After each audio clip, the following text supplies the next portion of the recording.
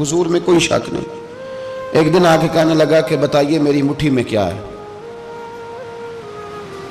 تو نبی پاک صلی اللہ تعالی علیہ وسلم نے فرمایا اگر میں نے بتا دیا، کہنے لگا اگر آپ نے بتا دیا تو میں کلمہ پڑھ لوں گا۔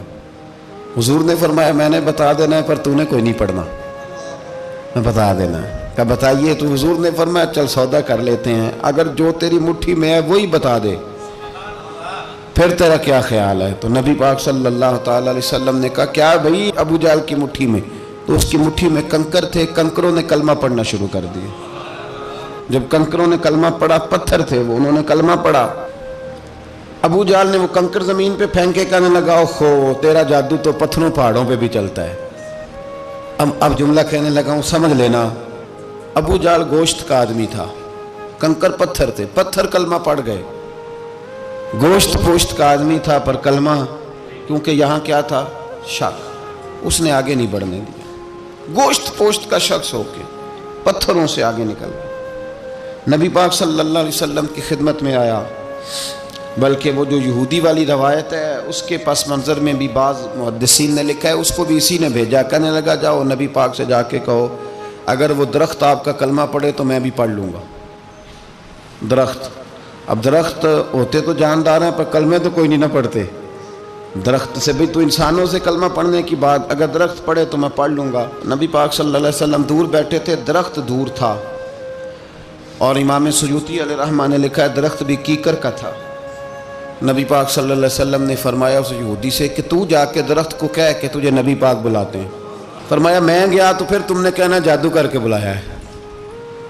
احتیاط بھی کی، ہر چیز آنکھوں کے سامنے رکھی، تو جا کے کہہ کہ تجھے بلاتے ہیں۔ وہ بندہ گیا، جا کے کہنے لگا، اور امام سیوطی نے اس کو لکھا ہے، کہنے لگے اس نے نبی پاک کا نام بھی نہیں لیا، کیونکہ ابو جہل اینڈ کمپنی کو پتا تھا کہ مصطفیٰ کے نام میں بھی بڑی برکت، خالی نام بھی نہیں لیا۔ کہنے لگا درخت وہ جو سامنے بیٹھے ہیں نا وہ تجھے بلا رہے، نام نہیں لیا حضور کا، وہ جو سامنے بیٹھے ہیں نا جاءت لدعوتہ الاشجار ساجدۃ۔ امام بوصیری کہتے ہیں درخت آیا اور سجدہ کرتا ہوا، زمین چیرتا ہوا آیا۔ کس طرح آیا؟ پہلے آگے جھکا، پھر پیچھے جھکا، دائیں جھکا، بائیں جھکا۔ یہاں بھی لکھنے والوں نے لکھا ہے کہ وہ نہ درخت اپنی جڑیں اکھیڑ رہا تھا، جب چلنا تھا نا اس نے حضور کی طرف آنا تھا تو آگے دائیں بائیں ہوا، جڑیں اکھیڑ رہا تھا۔ لیکن ہمارے استاد جب ہمیں یہ روایت پڑھایا کرتے تھے تو کہتے تھے جڑیں نہیں اکھیڑ رہا تھا، جب اس نے سنا مجھے نبی پاک نے بلایا تو اسے وجد ہو گیا تھا، وہ جھومنے لگ گیا تھا، جھوم رہا تھا، حضور نے مجھے بلا لیا، جاءت لدعوتہ الاشجار ساجدۃ۔ تو درخت آیا، اس نے آ کے نبی پاک کو سجدہ کیا، لکڑی کا بنا ہوا درخت ہے، سجدہ کیا۔ سجدہ کرنے کے بعد درخت اٹھا اور اٹھ کے اس نے نبی پاک کا کلمہ پڑھا۔ وہ جس کو ابو جہل نے بھیجا تھا نا یہودی، وہ درخت کی حالت دیکھ کے کلمہ پڑھ گیا، وہ کلمہ پڑھ گیا، لیکن یہی بے ایمان کہنے لگا ہوئے ہوئے ان کا تو درختوں پہ بھی جادو چلتا ہے۔ لا ریب فی، شک قرآن پاک میں، لیکن اگر بندے کے دماغ میں ہو اس کا علاج ہے کوئی، ادھر ہی شک بیٹھ جائے۔ بھی سادی مثال دیتا ہوں کہ سامنے دیوار صاف ہو لیکن گرد اگر آئینے پہ پڑی ہو، دیوار صاف کرنی چاہیے کہ اینک کا شیشہ صاف کرنا چاہیے؟ ساری زندگی لوگ دیوار صاف کرتے گزار دیتے، ساری زندگی تراش خراش کرتے گزار، اپنی مرضی کی پینٹنگ کرتے گزار دیتے ہیں، پر اپنی آنکھ کی پتلی صاف نہیں کرتے، آنکھ کی پتلی صاف نہیں کرتے۔ کسی نے حضرت رومی سے کہا تھا حضور دنیا میں کوئی اچھا ملتا نہیں، فرمانے لگے تھوڑا رونا شروع کر تاکہ تیری پتلیاں وضو کر لیں، وضو کر لیں، وہ انہیں پتہ چل جائے کہ کتنے صاف ستھرے لوگ دنیا میں پائے جاتے ہیں۔ تو بھائی شک، ابو جہل پھر آ گیا، کہنے لگا اگر آپ چاند کے 2 ٹکڑے کر دیں تو میں کلمہ پڑھنے کو تیار ہوں۔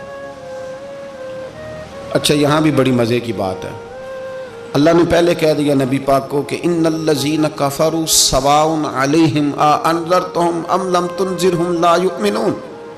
محبوب یہ جن کی قسمت میں کفر ہے نا، آپ انہیں ڈرائیں چاہے نہ ڈرائیں، یہ ایمان نہیں لائیں گے۔ کنکروں نے بھی کلمہ پڑھ لیا، درختوں نے بھی پڑھ لیا، سارا کچھ ہو گیا، اور اللہ نے بھی کہہ دیا کہ محبوب اس بے ایمان نے کلمہ نہیں پڑھنا، پر حضور نے فرمایا یہ پڑھے نہ پڑھے ہم نے میدان نہیں چھوڑنا، جتنی دفعہ آئے گا نا ہم اسے ضرور معجزہ دکھائیں گے۔ جتنی دفعہ ہے، ہم کیوں میدان چھوڑ؟ آگے کہنے لگا جی اگر چاند کے 2 ٹکڑے کر دیں تو اقتربت الساعۃ وانشق القمر، تو نبی پاک صلی اللہ علیہ وسلم نے انگلی کا اشارہ کیا، چاند 2 حصوں میں بٹا۔ کوہ صفا ایک پہاڑی تھی مکے میں، آدھا ٹکڑا پہاڑی کی اس جانب ہوا، آدھا اس جانب، یعنی وضاحت کی اللہ کریم نے کہ ایسے نہ ہو کہ یہ کہہ جی وہ تو ایسے بالکل شک ہوا تو مل گیا، پتہ نہیں میری آنکھوں پہ جادو ہو گیا، ملا ہے کہ نہیں ملا۔ جب ٹوٹا تو حدیث پاک میں آتا ہے کہ آدھا چاند کوہ صفا کی ادھر گیا اور آدھا تو پہاڑی تھی، چاند نیچے آیا، پہاڑی کے گرد گھوما، آگے جا کے ملا، یعنی وقفہ دیا گیا باقاعدہ دیکھنے کا، سمجھنے کا۔ پوری دنیا میں جتنے لوگ اس وقت چاند دیکھ رہے تھے، ہندوستان تک روایتوں میں ملتا ہے کہ لوگوں نے گواہی دی کہ ہم نے چاند ٹوٹتے دیکھا ہے۔ زمانہ مان گیا، لوگوں کی چیخیں نکل گئیں، لوگ قدموں میں گر گئے، پر وہ جس کے دماغ میں شک تھا نا وہ نہیں مانا۔ شجر و حجر پہچان گئے پر انسان کی نظروں میں شک ہی رہا۔